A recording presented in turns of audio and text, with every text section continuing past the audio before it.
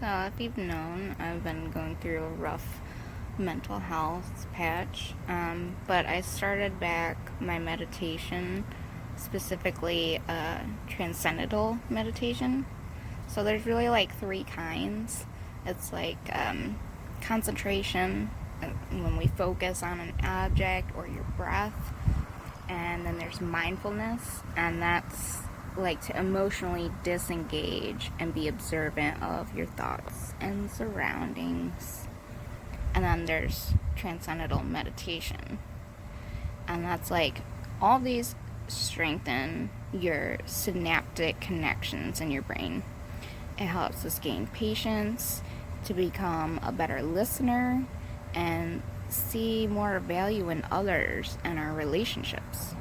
Now, the TM technique is not a religion or philosophy or a lifestyle, so you don't really need the hippy dippy stigma. It's just healthy. It's universal.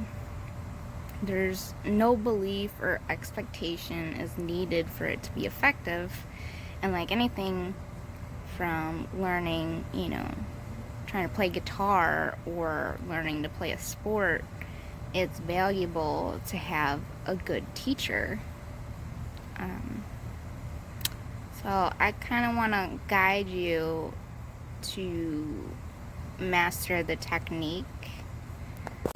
So unlike other meditation, TM practice involves no concentration, no control of the mind, no trying to clear your mind of thoughts, no mental monitoring.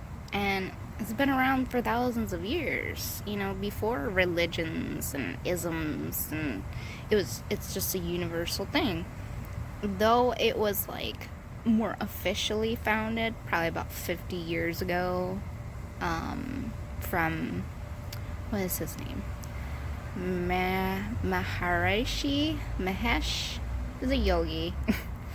And like since then, it's been learned by like 6 million people, apparently. Research on meditation, has shown a wide range of psychological benefits. There was a study in 2012. I think it was like 163 studies that was published by American Psychological Association that concluded that TM had relatively strong effects in reducing anxiety, negative emotions, trait anxiety, aiding learning, memory, and self-realization. Stressed and more focused on the here and now, and more attuned to your body and your mind. And it has a profound, elegant simplicity. It's, it's natural, it's effortless. I think of it like the nature of the ocean.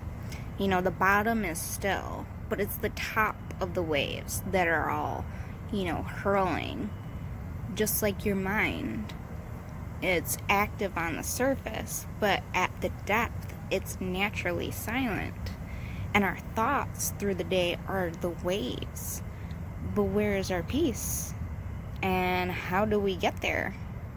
There's a part of our mind that is unbound with clarity and creativity and calmness. We just have to find it, because we're always crashing in the waves of the surface. And doing this is literally a transcendent level of thought.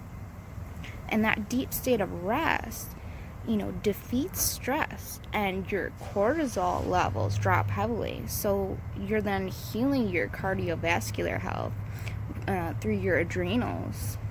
You produce more serotonin, the happy neurotransmitter, and then you produce more prolactin, which is, just your general feeling of well-being. You get lower cholesterol, blood pressure, reduction in all sorts of mind-body programming. So everything good about the brain requires the left side and the right side working properly, and stress literally rips them apart. your frontal lobe literally shuts down, and then you begin to panic. And this meditation optimizes your brain to have alpha waves to produce coherent thoughts and decision making. So to calm the mind, you use a mantra, which is more of a sound, not like affirmations like I'm happy, I'm positive. Mantras are a sound that you use silently that attaches no meaning. Otherwise, your intellect kicks in.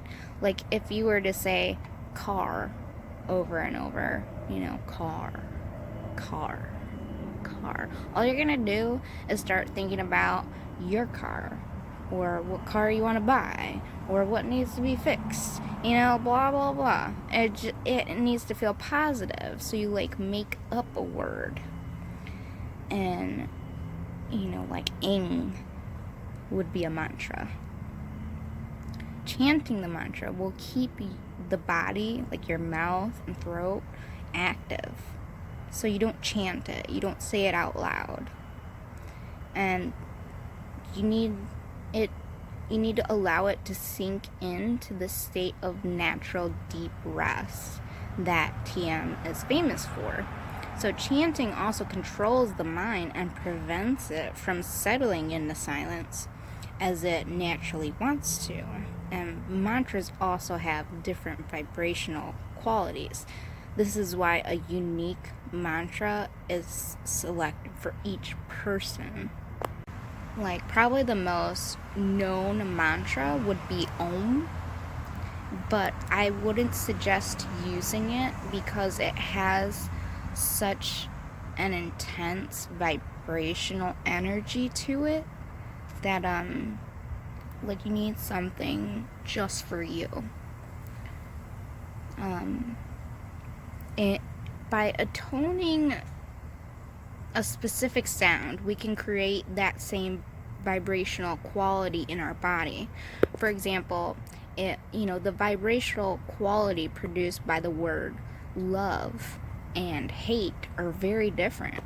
If you speak these words to yourself, you'll be able to feel the difference in the internal sensation they create. So using specific mantras, we produce the positive energy that we desire. So I've actually wrote down quite a few mantras that are taught, and they go by age groups. You don't have to use that, but these are good examples for you to try them out for yourself and see how they make you feel. So I'll put a picture up real quick.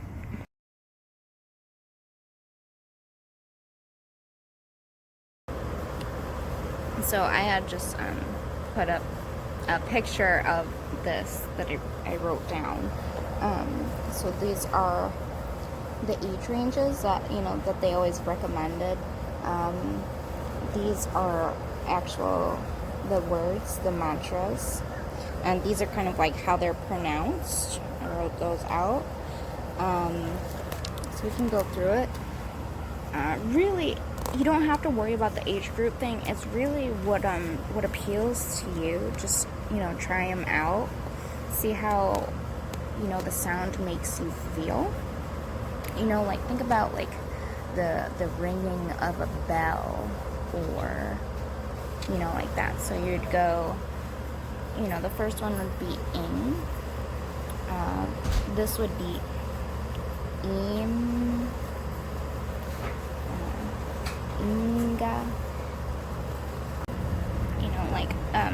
Think of a yogi saying random words and sounds to you.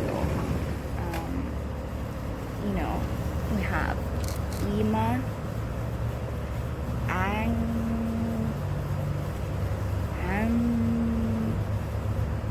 enga, emma, shearing, hearing,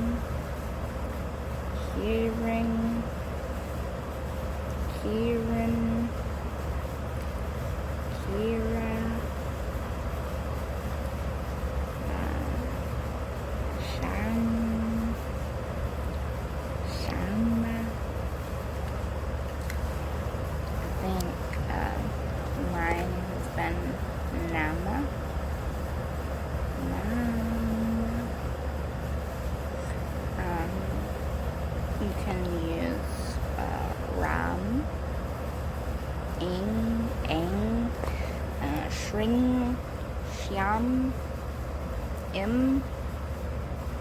I know it sounds ridiculous, but it's like if you don't have anything to attach a meaning to it, your brain won't go crazy with trying to think of things to associate it to. You know, you get what I'm saying? Like, it's just gotta be like almost gibberish, but it, you know, like it's sound. Like think of vowels. You know, vowels.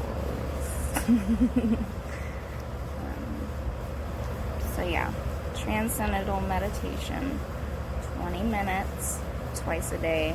Just sit silently and think about your mantra and see how much you transcend. If you're skeptical, I mean, just try it. See how you feel, how you think afterwards, and let me know what your mind and body is like before and after. And the more you practice this, the more simplistic you'll feel. And as always, if you found value in my video, please give it a thumbs up. Subscribe to my channel if you haven't. And together we can heal ourselves and heal the world.